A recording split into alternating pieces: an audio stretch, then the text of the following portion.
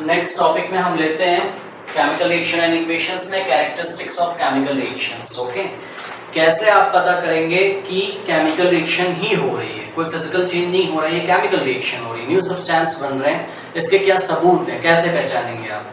तो देखिए, उसको पहचानने के लिए कुछ नियम बनाए हुए हैं केमिस्ट्री में, हमने कुछ रूल बनाए हुए हैं। Okay, number 1 characteristic, evolution of gas.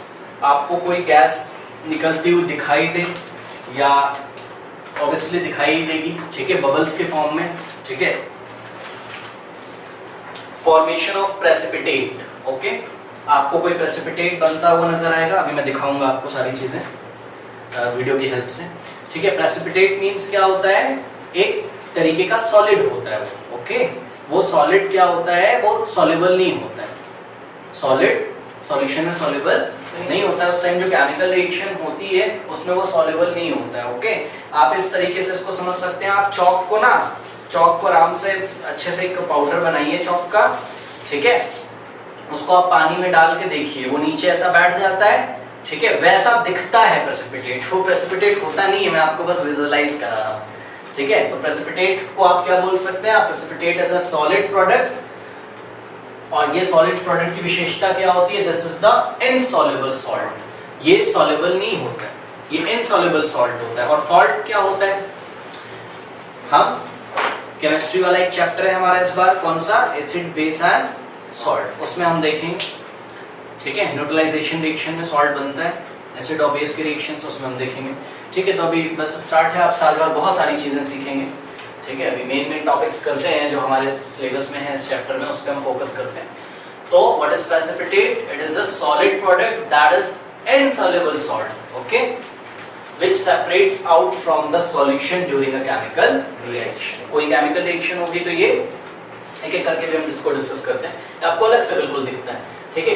अच्छा, कभी कभी आपको ना चेंज इन कलर दिखाई पड़ता है, ठीक है, जैसे कि बताइए क्या, फ्रूट्स पहले तो आपका जो मैंगो है वो ग्रीन कलर का होता है, बाद में कैसा हो जाता है, येलो हो जाता है, हाँ, ऑरेंजिश येलो भी होता है, ठीक है, रेडिश ऑरेंज, अलग अलग टाइप के मैंगोज होते हैं, तो अलग अलग कलर होता है, ठीक है। तो वो एक केमिकल रिएक्शन का सबूत है कि हाँ, वहाँ केमिकल रिएक्शन हो रही होगी। ओके, और देखिए, चेंज इन टेम्परेचर में भी चेंज हो जाता है, बहुत सारी केमिकल रिएक्शंस, अभी मैं आपको दिखाऊंगा थर्मामीटर की हेल्प से।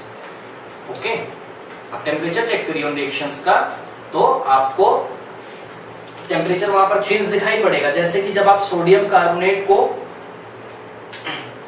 जिंक को आप सल्फ्यूरिक एसिड में जब डालते हैं, जिंक को सल्फ्यूरिक एसिड में डालते हैं, तो वहां आपको दो चेंजेस देखने को मिलते हैं। एक तो हाइड्रोजन गैस इवॉल्व होती है, और दूसरा आप फ्लास्क को टच करेंगे तो आपको हीट भी दिखाई देती है। अभी हम रिएक्शंस भी करेंगे और सारी चीजें मैं आपको बताऊंगा। ओके, हाँ, देखिए, ऐसा नहीं कि हमेशा टेम्परेचर इंक्रीज हो जाता है, टेम्परेचर डिक्रीज भी हो सकता है। ओके, और ऐसी रिएक्शंस जिसमें टेम्परेचर इंक्रीज होता है उसको आप एक्सोथर्मिक रिएक्शन बोलते हैं। क्या बोलते हैं, एक्सोथर्मिक रिएक्शन बोलते हैं। ओके, उसमें क्या होता है कि सिस्टम समझिए क्या है, जिन भी रिएक्टेंट्स की रिएक्शन कराई जा रही है वो एक सिस्टम बनाते हैं। ओके, और ऑब्वियसली प्रोडक्ट भी उसी फ्लास्क में मिल रहा है आपको, तो सब कुछ क्या है, सिस्टम का पार्ट है। मतलब फ्लास्क आपका कैसा बिहेव करेगा, एक सिस्टम जैसा, जहां पे केमिकल रिएक्शन हो रही है। एक्चुअल में केमिस्ट्री में सिस्टम की डेफिनेशन ये होती है, ऐसी जगह जहां आप सारी ऑब्जर्वेशंस ले रहे हैं।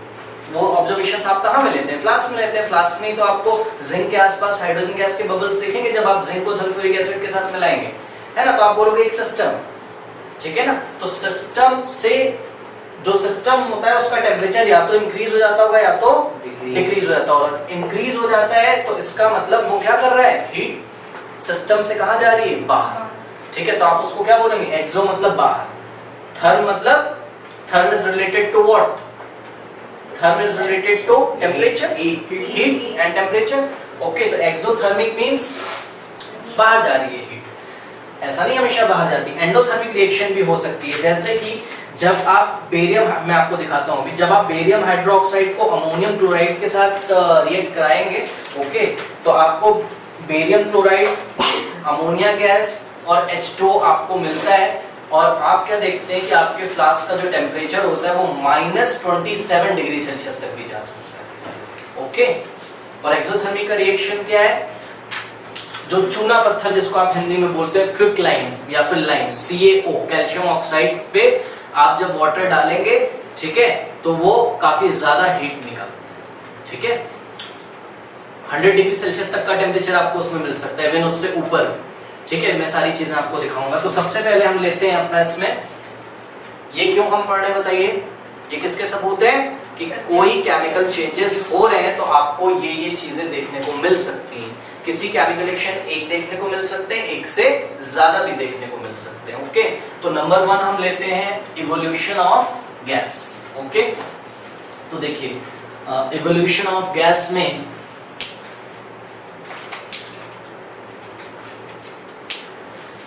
एक केमिकल रिएक्शन लिखना हम यहाँ पे चाहेंगे। मैग्नीशियम आप सॉलिड फॉर्म में लीजिए, ओके। गैस का मतलब सॉलिड फॉर्म में लिया आपने, उसके ग्रेनुल्स लिए, ग्रेनुल्स मतलब समझ रहे हैं, उसके छोटे छोटे पार्टिकल्स लिए, छोटे छोटे आपने उसके पार्टिकल्स लिए मैग्नीशियम के, और मैग्नीशियम पाउडर बोल सकते हैं आप, ठीक है। इसको आपने HCl से रिएक्ट कराया, okay. What is HCl? Hydrochloric acid, okay. थोड़ा सा डाइल्यूट कर लीजिएगा, नहीं तो रिएक्शन थोड़ा सा तेजी से हो जाती है। इसको हम डाइल्यूट कर लेंगे, इसलिए हम इस पे क्या लिख देंगे? एक्वस। डाइल्यूट करने का मतलब क्या बताइए? वाटर ऐड कर दिया, ओके। अच्छा, वाटर ऐड करने का भी तरीका होता है, वो हम लोग ऐसे बेस सॉल्ट में देखेंगे, अभी हम ज्यादा यहाँ कमेंट नहीं करेंगे, ठीक है। तो magnesium plus HCl gives MgCl2, okay. Magnesium chloride आपको मिल जाएगा, जो कि एक तरीके का एक्वस सॉल्यूशन होगा, और साथ में आपको क्या दिखेगा? Hydrogen gas. हाइड्रोजन गैस के आपको बबल्स दिखते हैं, ओके। और ये बबल्स आपको कहां पर दिखेंगे? ये आपका फ्लास्क है, HCl है इसमें, ये ऐसा, ये मैग्नीशियम के पीस है, ये मैग्नीशियम के पीस के आसपास आपको ऐसे बबल्स दिखाई पड़ेंगे, ओके। तो ये एक एग्जांपल है किसका? इवोल्यूशन ऑफ गैस का, ओके। इसको अगर आप बैलेंस करना चाहें तो आप बैलेंस कर सकते हैं, बैलेंसिंग पे हम लोग बाद में ध्यान देंगे। देखिए 2 लगा दिया यहाँ पे, हाइड्रोजन 2 है, इधर क्लोरीन 2 है, इधर भी 2 हो गए, ओके। ये मैग्नीशियम 1 है, मैग्नीशियम 1 है, कोई दिक्कत है? ठीक है। अब ये एक्सपेरिमेंट में आपको इसको दिखाता हूँ। इसी तरीके से आप, और आपके पास क्या एग्जांपल्स हैं सुन लीजिए। आप जिंक को सल्फ्यूरिक एसिड में जब डालेंगे, मिक्स करेंगे, उसके साथ रिएक्शन कराएंगे जिंक को सल्फ्यूरिक एसिड के साथ, तब भी कौन सी गैस इवॉल्व होती है? हाइड्रोजन गैस, ठीक है। और इसी तरीके से एक और रिएक्शन है मेरे पास गैस इवोल्यूशन की। जब आप रिएक्शंस आपको आनी चाहिए भाई सारी, सोडियम कार्बोनेट, ठीक है, सोडियम कार्बोनेट। फॉर्मूला कैसे बनेगा सोडियम कार्बोनेट का? फिर से मैं आपको रिवाइज करा देता हूँ। Na पे कितना चार्ज होता है? +1।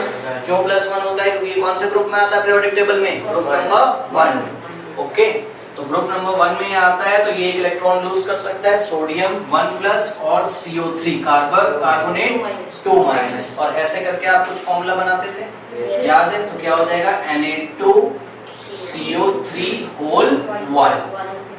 दिस इज 1 चार्ज, बट हम 1 लिखते नहीं है, तो the formula will become Na2CO3, ठीक है। तो what is this? This is sodium carbonate, okay. Sodium carbonate, sodium carbonate reacts with an aqueous sodium carbonate, means there is a solution of sodium carbonate, ठीक है। तो when sodium carbonate solutions react with aqueous hydrochloric acid, it gives, याद रखिएगा आज के बाद हमेशा, जब भी कार्बोनेट ग्रुप होगा तो कौन सी गैस निकलती है? CO2, बताया मैंने पहले आपको, ठीक है। तो कार्बन डाइऑक्साइड गैस एक तो आपको दिखाई पड़ेगी, ठीक है, प्लस दिखाई क्या पड़ेगी? मतलब बबल्स के फॉर्म में आपको दिखता है, ओके। नेक्स्ट इज आपको H2O मिलेगा, ओके। आपको H2O मिलेगा, CO2 ये गैस के फॉर्म में आपको मिलता है, ठीक है। और ये वाटर जो है वो आपको लिक्विड के फॉर्म में ही मिलेगा फ्लास्क में। और कौन सी गैस निकलती है? Ammonia, okay.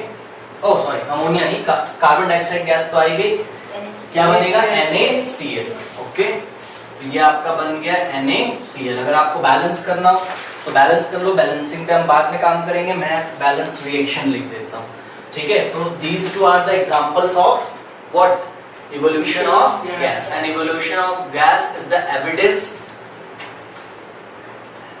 of chemical change, okay? ये सबूत है कि केमिकल चेंज हो रहा है, इसमें और कोई रिएक्शन? नो। ये आपको बिल्कुल भी लर्न होना चाहिए। ओके, ये आपने solid form, sorry this is solid. Okay, ये आपने सॉलिड फॉर्म में लिया है। Sodium carbonate is solid form, HCl is aqueous form and it gives 2 NaCl plus CO2 plus H2। कोई डाउट है?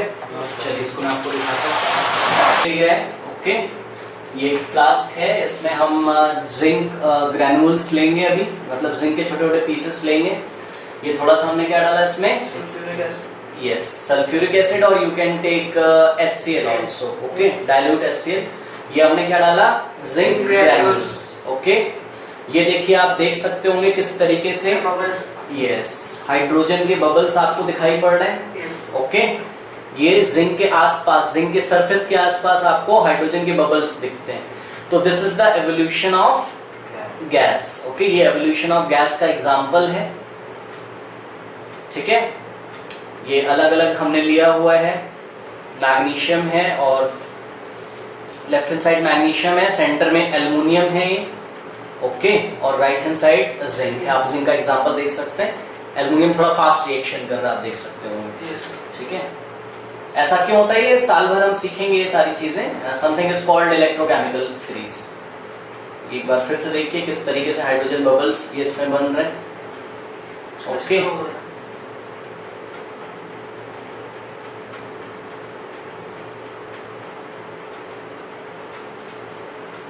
ओके, देखिए प्रेसिपिटेशन रिएक्शन में एक एग्जांपल हम लेते हैं। When the solution of lead nitrates reacts with the solution of potassium iodide. Okay, lead nitrate का formula कैसे बनेगा? Lead nitrate PbNO3 whole twice. Okay, this is Pb, 9th class में हमने पढ़ा है Pb2+। ओके, तो ये Pb2 आप लिखोगे इसको। इसका ऑक्सीडेशन स्टेट कितना है? 2। ओके, अच्छा, और नाइट्रेट पे कितना होता है चार्ज? सिंगल 1। ठीक है, तो आप इसको बनाएंगे फॉर्मूला तो कैसे बनेगा? PbNO3 whole twice. ये 2 इधर चला जाएगा और ये -1 मतलब 1 ही है, ये तो इधर चलेगा। ये 9th क्लास में हमने प्रैक्टिस किया है। तो ये क्या है? लेड नाइट्रेट सॉल्यूशन है। ओके, क्या है ये? Lead nitrate solution. अभी आप देख लीजिएगा, ये आपको वाटर जैसा दिखेगा, मतलब ठीक है, ट्रांसपेरेंट। और आप पोटेशियम आयोडाइड सॉल्यूशन इसमें मिलाइए। मैं बैलेंस रिएक्शन अभी लिख रहा हूं, बैलेंसिंग आपको इस चैप्टर में हम लोग सिखाएंगे। ठीक है, solution of potassium iodide. Okay,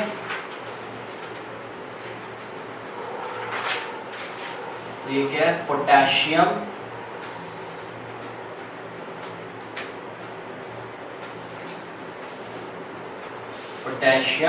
iodide. ठीक है, इसको आप रिएक्ट कराते हैं जब, तो आपको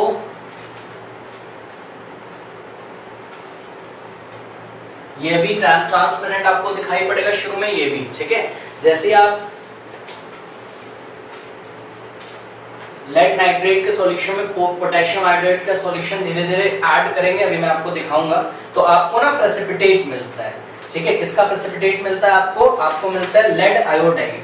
ठीक है, yellow precipitate of lead iodide.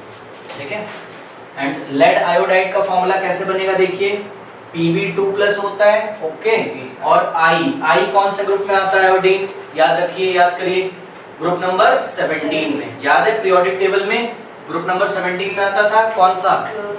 Fluoro, chloro, bromo, आइडो। याद आया? ग्रुप नंबर 17 फ्लोरो, क्लोरो, ब्रोमो, आइडो। और इन पे आपने देखा था हमेशा, ये तो याद होगा ना, Cl-1 होता है। हाँ, तो I-1, तो I-1 ये इधर चला जाएगा, ये इधर, तो क्या हो जाएगा? Pb(I2). तो Pb(I2) ये क्या है? Lead iodide. इसका कलर कैसा होता है? येलो। ठीक है, येलो क्या है? ये सॉल्युबल है क्या? नहीं, येलो सॉल्ट है। क्यों भाई?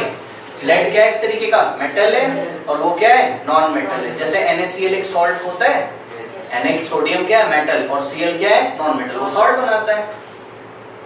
ठीक है, तो लेड आयोडाइड भी क्या है, एक तरीके का येलो सॉल्ट है, येलो प्रेसिपिटेट आप बोल दीजिए, प्रेसिपिटेट, येलो प्रेसिपिटेट। ओके, तो दिक्कत है। और साथ में क्या मिलेगा आपको, पोटेशियम नाइट्रेट। ओके, ये देखिए K बचा हुआ है आपका, ठीक है, तो K प्लस होता है और NO3 माइनस, तो क्या हो जाएगा, KNO3। तो ये हो गया आपका साथ में क्या, KNO3। ओके, यहाँ पे 2 लगा देंगे हम, ये बैलेंस हो गया है। एक्चुअल में कहां से लगाया ही था, यहाँ पे 2 था, ठीक है, तो उसके लिए हमने यहाँ 2 लगाया होगा, बिकॉज NO3 जो है आपका, NO3 कितने यहाँ पर 2, यहाँ पे 2 लगा के NO3 बैलेंस किया, उसके बाद कौन डिस्टर्ब हो गया, K, तो यहाँ क्या लगा दिया, K।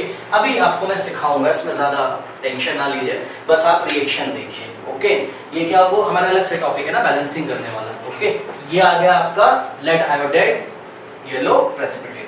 तो ये प्रेसिपिटेशन रिएक्शन का एक एग्जांपल है। ओके, एक और इसमें मैं आपको दिखा सकता हूं,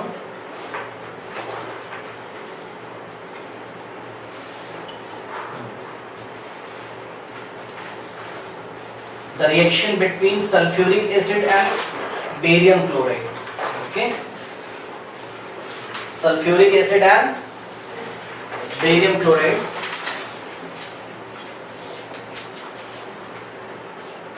plus barium chloride. Okay, ये आपको व्हाइट कलर का प्रेसिपिटेट देता है। Okay, white precipitate of barium sulphate, ठीक है, बेरियम सल्फेट का क्या मिलेगा आपको, व्हाइट प्रेसिपिटेट। अभी दोनों चीजें मैं आपको दिखाता हूं, ठीक है। This white precipitate is insoluble in solution. Okay, जो भी सॉल्यूशन बनेगी, चलिए इसको देख लेते हैं।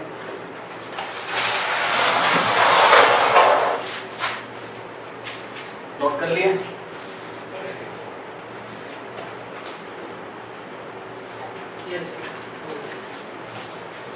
फर्स्ट फॉर्म एक सॉल्यूशन है, ठीक है, dilute H2SO4 reacts with barium chloride. Barium कौन से ग्रुप में आता है पीरियोडिक टेबल में, बताइए, ग्रुप नंबर 2 में, इसलिए कितना चार्ज होगा, 2। पॉजिटिव की नेगेटिव, पॉजिटिव, क्योंकि मेटल है, पता है, ग्रुप नंबर 2 में आता है, ठीक है ना। तो ये हो जाएगा Ba2+, ओके, और बेरियम क्लोराइड का फॉर्मूला क्या बनेगा, Ba2 + Cl माइनस, तो क्या हो जाएगा BaCl2। ओके, और ये BaCl2 क्या है आपका, एक्वस है, ये सॉल्यूशन लिया आपने। Okay, now this gives what, barium sulfate. What is the charge on barium, 2+, and what is the charge on sulfate, 2-. तो answer will be Ba2SO4 whole twice। ये हट जाता है, 9th क्लास में क्या हमने BaSO4।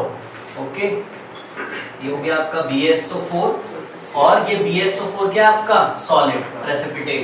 कलर क्या है इसका, बताइए, व्हाइट। ओके, और साथ में क्या फॉर्म होगा, HCl। ओके, तो प्लस हो गया आपका HCl, ठीक है ना, ये HCl एक्वस, ठीक है, बैलेंस है क्या, नो, Cl2 है, यहाँ 2 लगा दिया। ओके, बट हम बैलेंसिंग बाद में डिटेल में करेंगे। तो ये आपकी रिएक्शन है इसकी। Okay,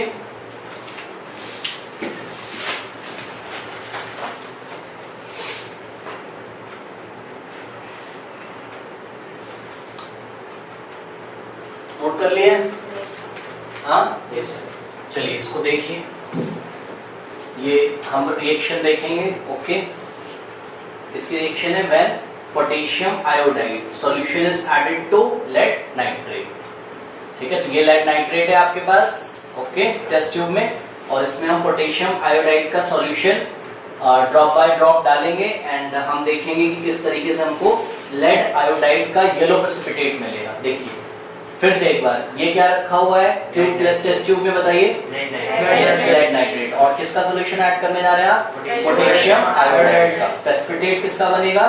lead iodide which is insoluble. देखिए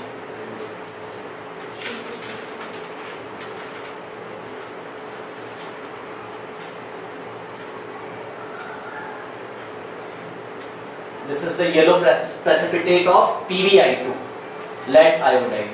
ओके, और केमिकल रिएक्शन आपको लर्न होनी चाहिए। पोटेशियम आयोडाइड भी ट्रांसपेरेंट होता है। यस, देख सकते हैं आप किस तरीके से, और सारा precipitate insoluble.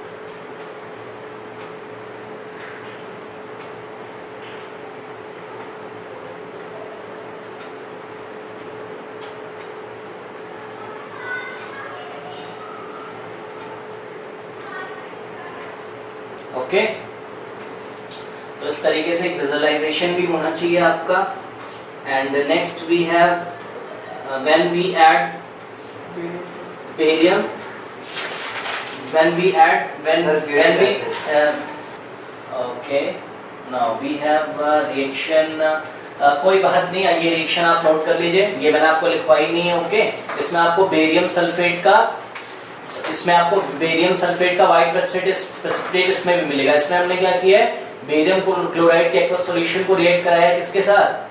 Na2SO4 sodium sulphate के साथ। ओके, तो this is the reaction between barium chloride and sodium sulphate. आपको रिजल्ट वैसा ही मिलने वाला है, मतलब आप ध्यान से देखेंगे। एक तो ये डबल डिस्प्लेसमेंट रिएक्शन का एग्जांपल है, वो हम बाद में डिस्कस करेंगे क्या है, अभी अपने को प्रेसिपिटेट देखना है।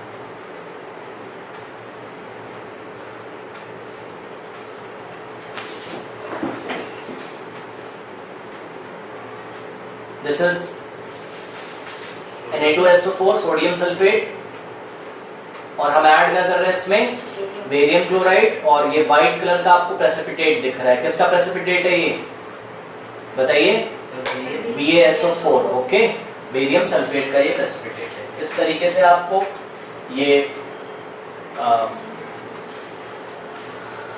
इस तरीके से आपको प्रेसिपिटेट मिल सकता है। वो भी सबूत है कि केमिकल रिएक्शन हो रही है। Okay, now change in colour.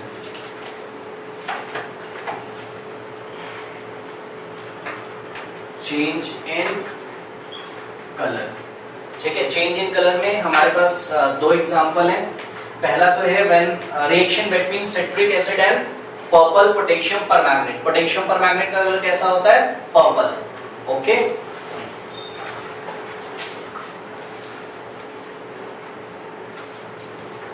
तो reaction between citric acid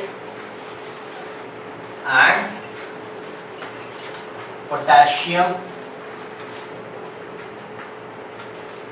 permanganate. Colour बिल्कुल भी आपको याद होना चाहिए।